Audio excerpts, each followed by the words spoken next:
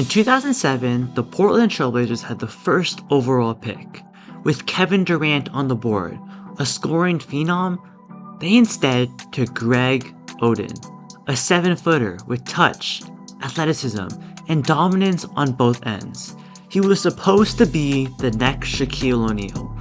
But in the next 6 years, Oden played just 105 NBA games, not even 2 full seasons. Once a basketball prodigy, is now a walking cautionary tale. Let's look. What happened to Greg Oden actually? His rise and fall, and what he's doing now. Before I start, make sure to like the video, subscribe to the channel, as it further motivates to make more videos like this. Greg Oden wasn't just good in high school, he was unstoppable. At Lawrence in Indianapolis, he led the team to 3 straight titles. He averaged over 22 points, 10 rebounds, and 5 blocks per game as a senior. Scouts called him a generational center. ESPN ranked him as the #1 high school player in the nation.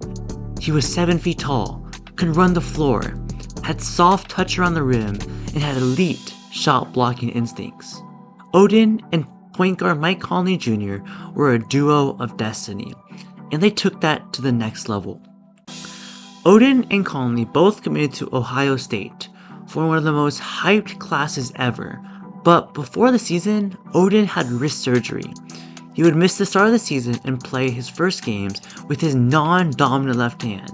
Still, he dominated, averaging over 15.7 points, 9.6 rebounds, and 3.3 blocks. He led Ohio State to a 35-4 record, and at the 2007 NCAA Championship game where they lost to a stacked Florida team. But in that game, Oden was electric. 25 points, 12 rebounds, 4 blocks. Easily the best player on the court. He had skill, size, poise, and presence. There was no doubt. Greg Oden was going first overall in the 2007 NBA draft. On June 8, 2007, the Portland Trailblazers selected Greg Oden with the first overall pick, ahead of Kevin Durant. This was a team that already passed on Michael Jordan in 1984. They weren't going to let a dominant big man slide again. They already had Brandon Roy, the 2007 Rookie of the Year, and LaMarcus Aldridge. It seemed like adding Oden would make them a future super team. On paper, this team looked unstoppable. But on the inside, things were already breaking down. Before Greg Oden could even suit up for his first game, the Blazers announced that he needed surgery on his right knee, the same procedure that ended many careers at the time. He missed the entire 2007-8 season, but in his official debut in 2008, he played 13 minutes before spraining his foot. Still, he bounced back to average 8.9 points, 7 rebounds, 1.1 blocks in 61 games. He actually looked pretty promising. In year 2, the numbers jumped. 11 points, 8.5 rebounds, 2.3 blocks. But then, December 5th, 2009, he landed awkwardly again, injuring his foot. Another season gone at a moment's notice.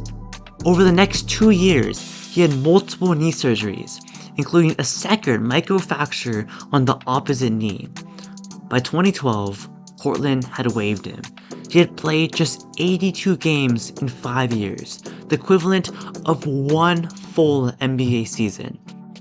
For Greg Oden, physical pain was only half the story. The mental toll was devastating. He became drinking heavily.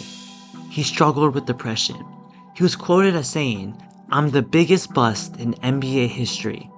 The weight of expectations, being compared to Kevin Durant every day, was crushing. While KD was winning scoring titles and making deep playoff runs, Oden was watching games on his TV with an ice pack on his knee.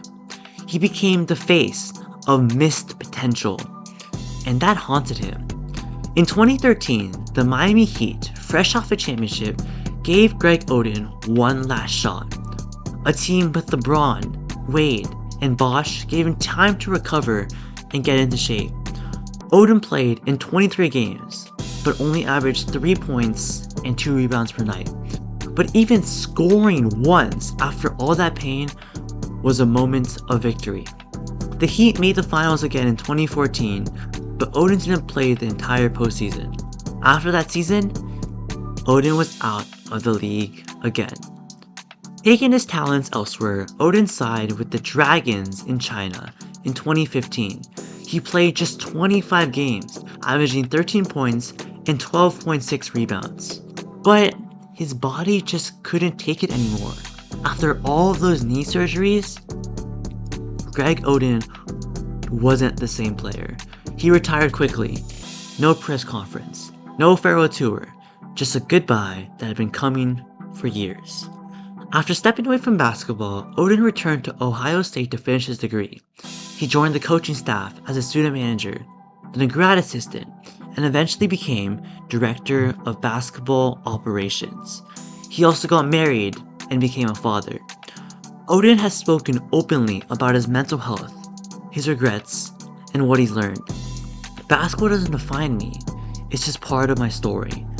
A quote from Greg Oden.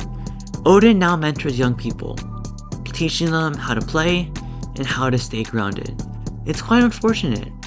If only Greg Oden had stayed healthy. This Blazers team was already legit. Brandon Roy was one of the top players in the league. LaMarcus Aldridge was proven to be one of the most consistent stars in the league. And that one last piece, which could have been Greg Oden, would have made a whole lot of a difference. Greg Oden will forever be one of the biggest what-ifs in NBA history. But failure isn't about falling short.